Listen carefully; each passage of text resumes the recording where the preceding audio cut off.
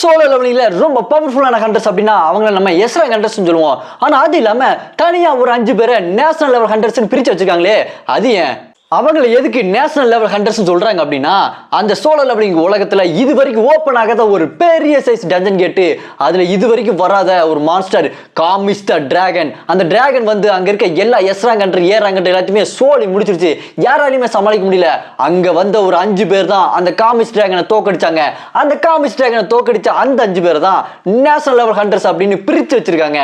அதுல ரொம்ப முக்கியமான ஆளுனா நம்ம தலைவன் தாமஸ் சாண்ட்ரேக்கன்னா. அவர் தான் ஃபர்ஸ்ட் பிளேஸ்ல இருக்காரு. அது மட்டும் இல்லாம சோலோ லெவலிங் சீசன் 2 அனிமில நீங்க பார்த்திருப்பீங்க.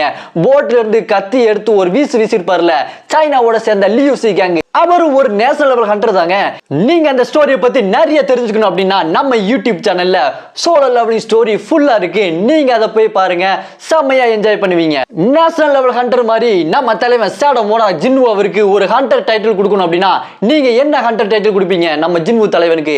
நீங்க அதை கமெண்ட் பண்ணுங்க. யாரெல்லாம் அனிமில தாமஸ் ஆண்ட்ரேவோட என்ட்ரிக்காக வெயிட் பண்றீங்களோ இந்த வீடியோக்கு மறக்காம லைக் பண்ணிருங்க.